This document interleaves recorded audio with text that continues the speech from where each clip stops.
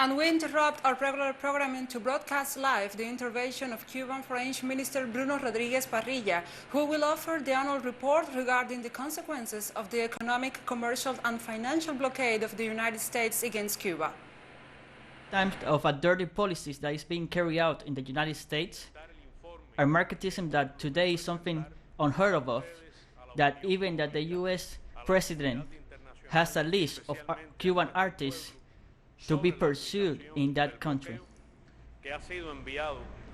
From April 2019 to March 2020, that is the period that we use to quantify the damages made by the blockade and present this report that I'm doing right here today for the public opinion, for the international community, and especially for our people on the implementation of the blockade that has been sent to the Secretary General of the United Nations and that will be published very soon, and therefore establishes that cycle.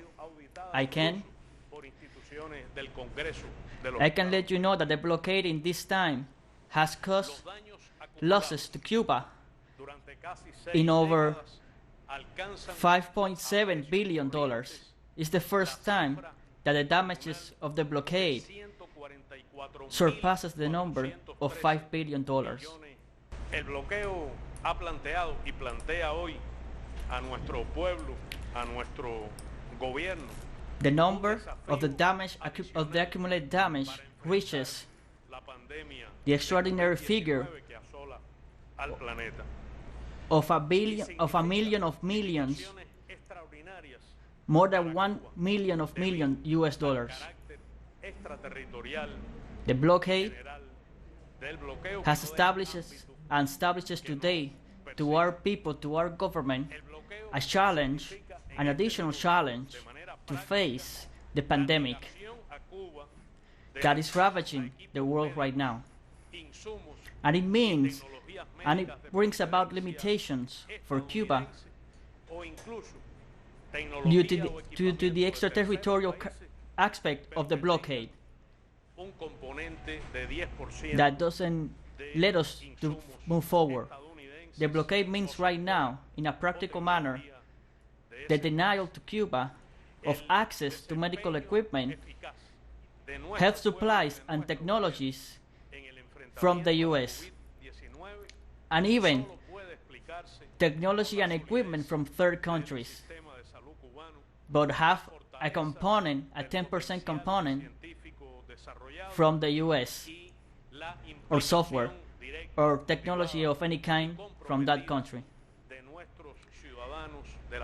The efficient development of our people and our government facing the COVID-19 can only be explained by the strength of the Cuban health system, the strength of the scientific potential that we have developed, and the implication that direct and motivated of our citizens, of Cuban families, of our people, in the fight against the pandemic. The difficulties in this moment continues to be many. To obtain new technologies, equipment,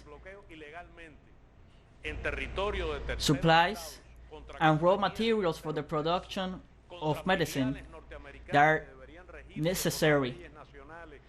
This hinders the fight against the pandemic and treatment and recovery of patients. The extraterritorial component, meaning the implementation of the blockade in territories of third states against companies of third countries, against U.S. companies that should follow laws in the place that they are registered, it has a very particular effect on Cuba's fight against the COVID-19. There are many examples of what I've just said. A donation in the most critical moment of the pandemic of medical supplies without using any kind of high technology but just protection equipment, diagnostic kits to face the COVID-19 in Cuba, sent by the Chinese company Alibaba, could not arrive to Cuban territory due to the blockade. It is an example, a terrible example, of the implications of this, the negative of Swiss companies EMT Medical AG and Appotronic Medical Systems AG that use sanctions, blockade sanctions to not deliver respiratory machines, equipment to Cuba for the treatment of the disease. The reasons that they explained was it was acquired, the companies were bought by the U.S. company based in Illinois, ER Medical Inc. MediCuba, our agency that acquires medical equipment, pharmaceutical products, contacted amidst the pandemic 50 different U.S. companies to figure out any kind of chance to import medicines that are essential, medical equipment, supplies, all necessary. Most of those companies never answered, despite MediCuba's insistence. And only three companies, Water Corporation, Tescom, that is an affiliate, U.S. affiliate of Royal Philips, denied any operation, pointing out explicitly the existence of the blockade. The damages, the calculated damages in figures and human damages and these elements that I just mentioned cannot be quantified. They cannot be reflected in cold numbers. But the numbers that I have given do not contemplate all actions, U.S. actions, or their effects in the context of the pandemic. Due to how I explained, this surpasses the period of that we do this study. The report that we are presenting denounces with grounds, with unrefutable evidence, the strengthening of blockade policy between 2019 and 2020. That is a period that is marked at the same time by an increase of hostilities of U.S. policy against our people and all sovereign states, including their allies. In this period, there has been a qualitative change in the aggressiveness of blockade in using actions, non-conventional actions, proper of war times than in peacetime. The intimidation effect of Helms-Burton Act persists and is growing in these circumstances, threatening especially companies and businessmen of third countries. Many measures have been implemented, including the slander campaign against Cuba's medical cooperation, testing to not allow other people to have access to this cooperation, which is very important for the health system. The denial to renew the licenses of U.S. companies that had businesses established in Cuba, mutually beneficial of high interest of business sectors in the United States. The unilateral reduction of air transportation between both countries. The aggressive attack to allowances, to family allowances from Cubans that live in the States to Cuba, to their families in Cuba. And the allowances, monthly allowance of citizens that live in the United States. The elimination or reduction to to the minimum of contact and communication between Cubans that live in the States and their families in Cuba, using tools and actions, the inclusion of Cuba in Slander's list, the discrediting of hundreds of Cuban entities, the establishment of economic restriction, commercial, investment, financing restrictions.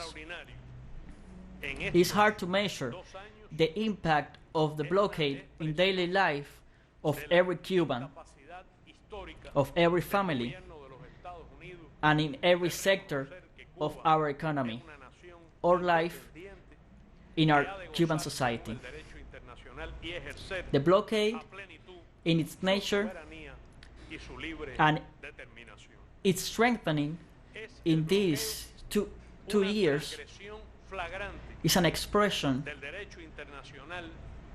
of the historic incapacity of the U.S. government to recognize that Cuba is an independent nation that, according to international law, has the right to exercise their sovereignty and free determination. The blockade is a flagrant violation of international law, of the principles that sustain the international relationship and world free trade. That's why it has a universal rejection expressed every year at the National Assembly of the United Nations.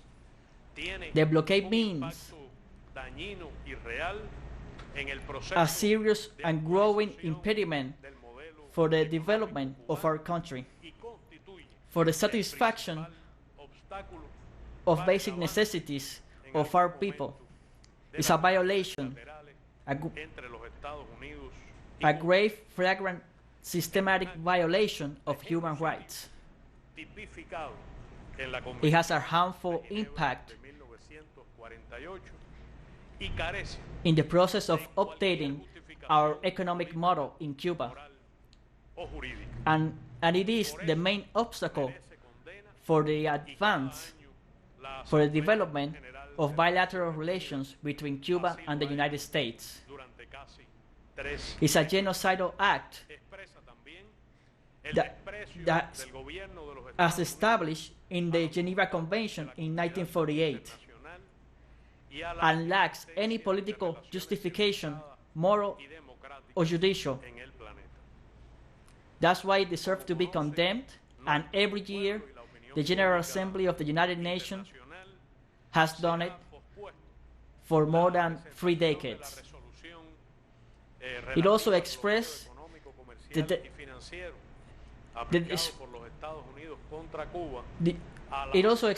the U.S. unwillingness to acknowledge the international community desire, as our people knows, and the public and international public opinion also knows. The presentation of this resolution that has to do with the commercial financial blockade applied by the U.S. against Cuba has been postponed to the in